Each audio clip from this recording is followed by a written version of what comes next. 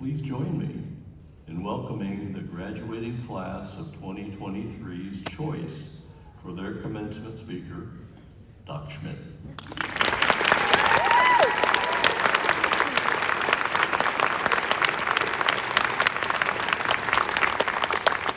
Hello everyone, how's everyone doing today? Up there. Thank you, Dr. Powell, for that kind introduction. Thank you to the faculty, and thank you to the class of 2023 for inviting me to speak here today. It's very surreal to be back here. As you heard, I was sitting in these same seats just about 6 years ago. So I guess I want to first say thank you very much and congratulations to the 2023 class for all that you've been through over these last 4 years. To all the family and friends that are here, thank you so much for being here, but also for supporting these graduates through their long journey. As I said, I've recently went through a very similar journey. 6 years ago to the day, actually, I was sitting in these very same seats. I was anxious to start my medical residency up in Chicago, and I was excited to graduate. So, as I said, it's very surreal to be back here. I definitely wouldn't have anticipated that if you had asked me at my graduation if I would be back here in 6 years. The last time that I gave a speech on this campus, I was actually presenting my last objective of Block 8 of our PBL curriculum. So I've come a long way. It was called, it was on benign ovarian neoplasms. It wasn't very exciting. I actually went back and I looked it up. I've got it. This is don't worry, this is just a screenshot. I'm not going to go through the whole thing. It's very pathology heavy. It's low yield. I do not.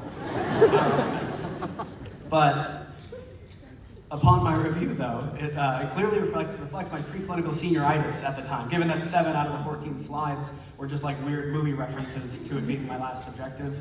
That's why Last Samurai is up there, for example. But the eagerness to leave behind the classroom learning and move on to the clinical hands-on learning of the hospital wards was palpable in looking through this. As medical students, we're no strangers to transitions, right? We're constantly moving between blocks and then rotations and then healthcare teams and even hospitals. You finally get a handle on what vaccinations a 2-month-old baby needs, and then the next day you're rounding in the SICU with Dr. Nelson, trying to remember all the causes of metabolic acidosis. It's not easy. As I'm sure the graduates will not be surprised to hear, these transitions are going to continue to occur in your medical training. After leaving Mizzou, as you heard, I went up to Chicago. I graduated from internal medicine residency in 2020, and then moved back here. I started a GI fellowship at St. Louis University, and I'm just about 6 weeks away from my own graduation. Which is pretty significant for me, and it's because it's going to be the end of my formal medical training. 10 years after I started on this very campus. And this has naturally prompted a lot of reflection for me because in some ways it's going to be my last transition.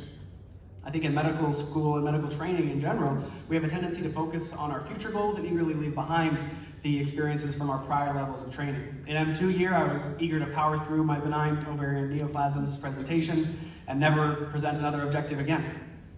And just a few months later, I was thrilled to turn in my OBGYN shelf exam and never return to that specialty again. No hard feelings to anyone going into OBGYN. It just was not for me.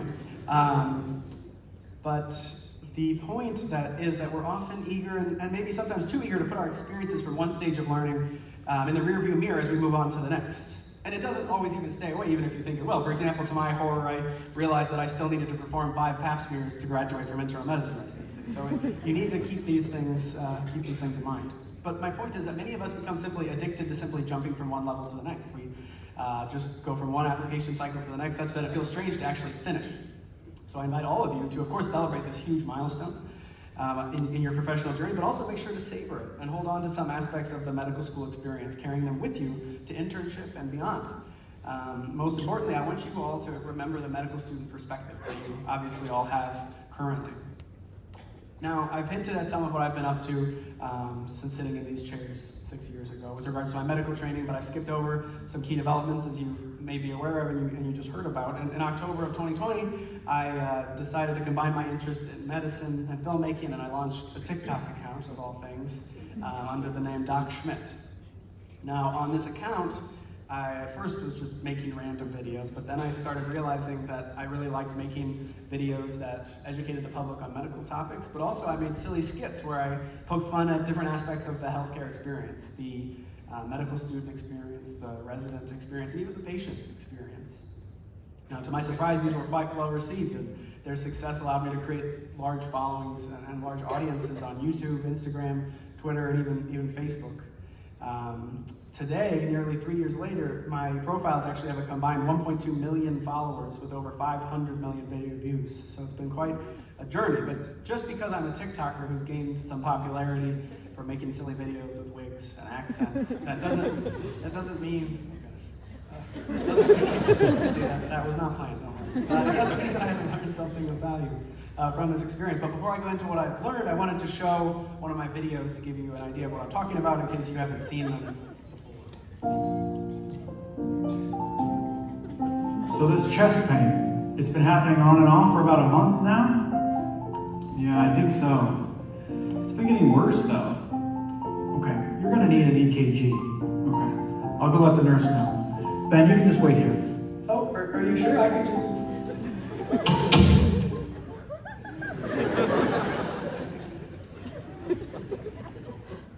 Chest pain, huh? I'm sorry, what? You got chest pain? Yeah? That's bad. I'm sorry that you had it. That's bad that you had it. Thanks.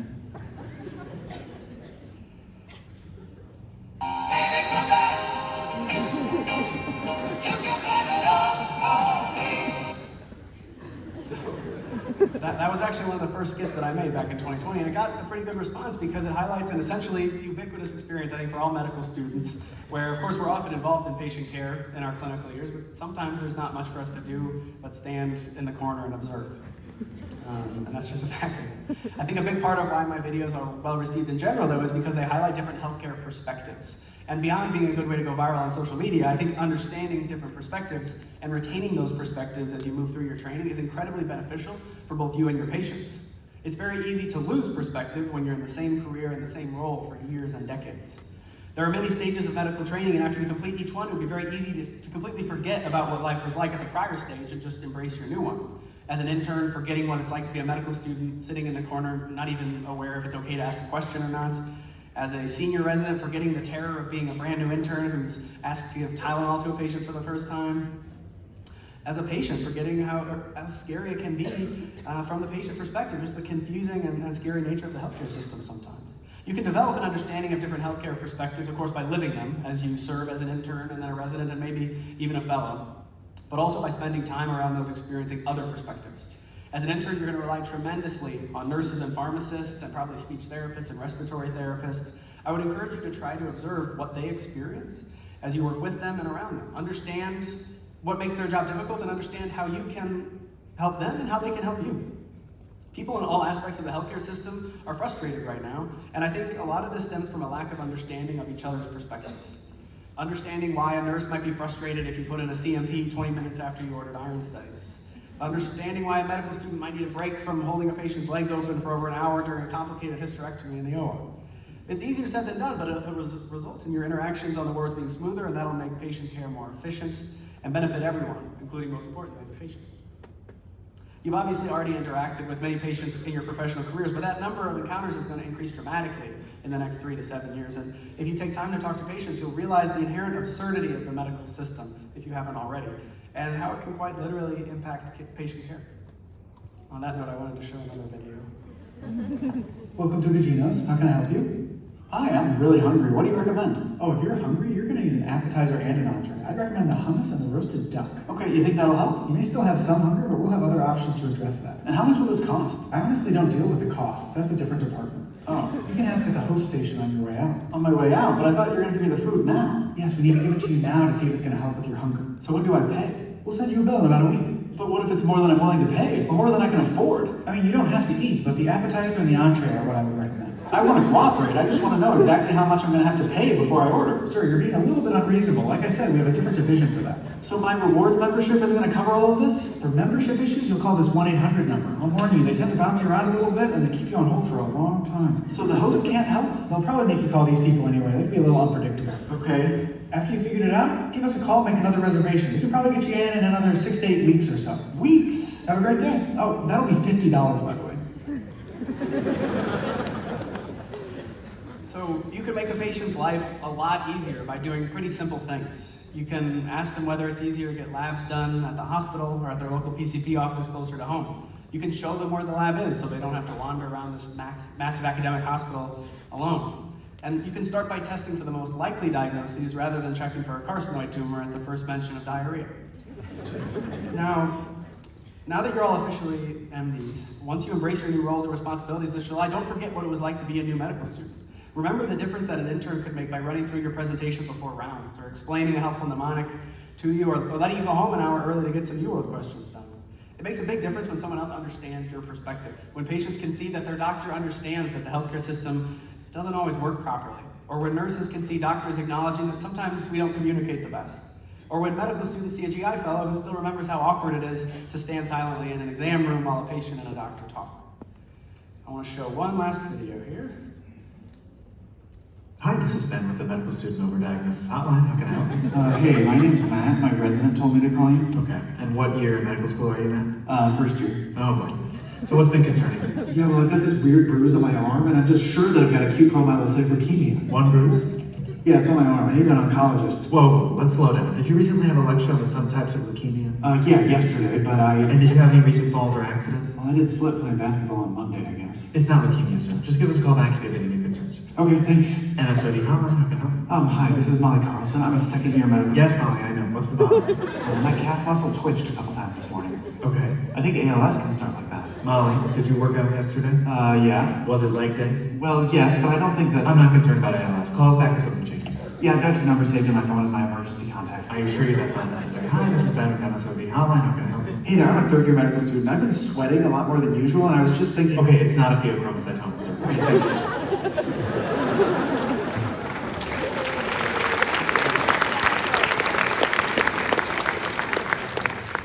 So, as you turn the page on the medical school portion of your journey, I wish you sincere congratulations on being able to leave so many things behind, especially, hopefully, medical student hypochondriac syndrome. You have no more KVEs, no more shelf exams, no more trying to figure out what the heck the CRE diagnosis is and why it always seems to sound like sarcoidosis, no more pretending to have syphilis and simulated IPC encounters, no more objectives, which I think is probably the biggest accomplishment of them all. But I don't want you to leave everything behind. I want you to hold on to the medical student perspective. Never forget what it was like to be a medical student, how you felt shadowing in your first clinical experience as an M1, or your first participating in your first surgery as a third year. I want you to hold on to that perspective and then continue to collect perspectives as you move on. Retain that intern perspective, that prelim perspective, the Gen Surg senior resident GI fellow, advanced pediatric bone oncology fellow perspective.